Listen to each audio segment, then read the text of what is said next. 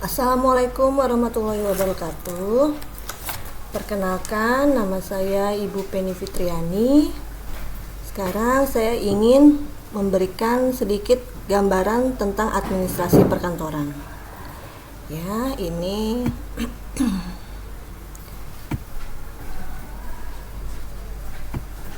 administrasi perkantoran, pengertian administrasi perkantoran, terus pengertian kantor dan pengertian administrasi.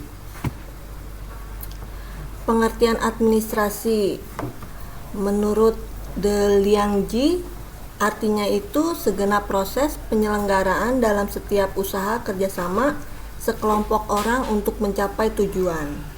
Kalau berdasarkan Soekarno, pengertiannya adalah proses penyelenggaraan kerja yang dilakukan oleh dua orang atau lebih yang bekerja sama untuk mencapai suatu tujuan yang telah ditetapkan. Untuk pengertian administrasi secara umum, yaitu proses kerjasama antara dua orang atau lebih untuk mencapai tujuan tertentu.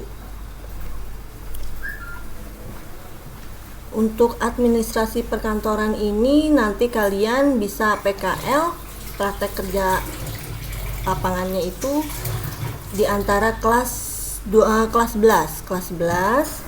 Nanti kalian PKL selama kurang lebih 2 bulan ya. Untuk mapel-mapel yang ada di administrasi perkantoran yang akan kalian diberikan, yaitu untuk kelas 10 ada teknologi perkantoran, korespondensi, administrasi umum, kearsipan, dan ekonomi bisnis. Untuk kelas 11-nya OTKS, OTKHP, OTKKP, dan OTKK. Untuk kelas 12-nya yaitu OTKS, lanjutan OTKS ya, terus lanjutan OTKHP, dan lanjutan OTKK. Untuk pengertian kantor sendiri yaitu sebuah ruangan atau bangunan tempat runtutan kegiatan tata usaha terlaksana untuk memulai, membenahi, mengembangkan, dan mengawasi kegiatan usaha. Nah, untuk pengertian administrasi perkantoran secara keseluruhan yaitu keseluruhan kegiatan penataan yang berhubungan dengan pelaksanaan tata usaha sebuah organisasi dalam sistem perkantoran untuk mencapai sasaran organisasi.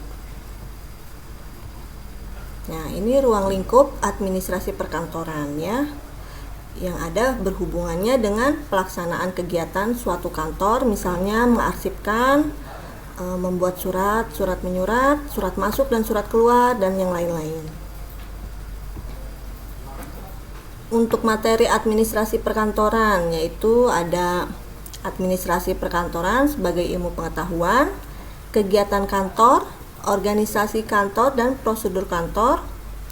Lalu ada penataan ruang kantor, tata usaha perlengkapan, SIM perkantoran, warkat dan kearsipan.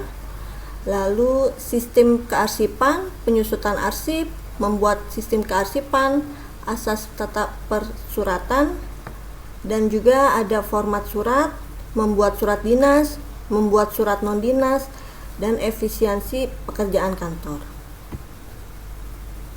Untuk kegiatan kantor menurut Geoffrey Whitehead yaitu komunikasi, yaitu ada memo atau surat, penyusunan laporan, kalkulasi, kegiatan yang mengikuti prosedur rutin, dan pengelolaan warkat. Untuk kegiatan kantor sendiri secara keseluruhan yaitu ada menulis, mengcopy, kegiatan tambahan, mengarsipkan, dan memeriksa. Kemudian ada aktivitas manajemen perkantoran ya. Di sini bisa membuat SIM dan prosedur kerja yang baik, melaksanakan penyederhanaan kerja, membuat konsep surat, formulir, dan laporan, serta mengkoordinasi pekerjaan kantor dan non-kantor. Kalau untuk menentukan proses yang akan digunakan, yaitu memilih mesin dan alat-alat kantornya, mengembangkan data processing, mendistribusikan informasinya. Lalu ada untuk cara mengelola sistem pencatatan dan pengarsipan, yaitu merancang sistem pengarsipan, merancang sistem pencatatan untuk menelusuri arsip. Lalu untuk membangun dan menjaga organisasi kantor yang efektif, yaitu memanfaatkan organisasi formal dan informal, menciptakan hubungan kerja yang baik, mengatur tata ruang kantor yang baik, serta mengatur lingkungan kerja kantor yang baik. Nah, untuk mendukung personel kantor untuk memberi hal terbaik bagi organisasinya, yaitu dengan cara melakukan pengawasan dan pengendalian, mengatur pelatihan pegawai dan memotivasi pegawai, serta membuat program pengembangan informasi.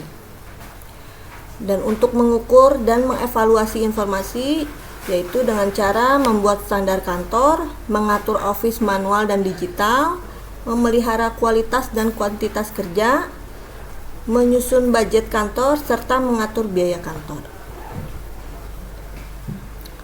Untuk tujuan kantornya sendiri yaitu pemberian layanan komunikasi dan perekaman, ya. Lalu untuk tujuan kantor, di sini ada menurut efisiensinya, yaitu tujuan kantor adalah mengejar penghematan yang setinggi-tingginya selama mengerjakan tugas-tugas administratif, termasuk meminimalisasikan tingkat kesulitan dan ketidakpuasan pegawai. Kalau menurut informasi, tersedianya informasi yang memadai dan siap pakai sebagai dasar pertimbangan pengambilan keputusan oleh pihak yang berwenang dari segala tingkatan, yaitu baik vertikal dan dari semua departemen, yaitu horizontal. Kalau koordinasinya, yaitu tercapainya koordinasi antar kelompok baik secara vertikal maupun horizontal dalam proses pengambilan keputusan maupun langkah-langkah pelaksanaan tugas.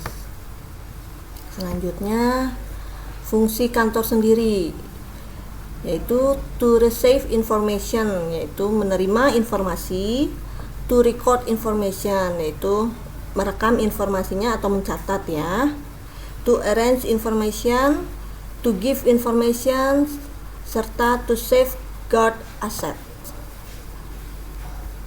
Selanjutnya, asas administrasi perkantoran, yaitu ada asas perencanaan, asas penyederhanaan, asas penghematan, asas penghapusan, serta asas penggabungan. Ya, sekian sedikit gambaran dari Ibu tentang administrasi perkantoran. Semoga bermanfaat. Semoga dengan sedikit gambaran ini kalian bisa belajar di administrasi perkantoran lebih giat lagi, lebih mantap lagi, lebih rajin lagi. Ya, sekian dari saya. Assalamualaikum warahmatullahi wabarakatuh.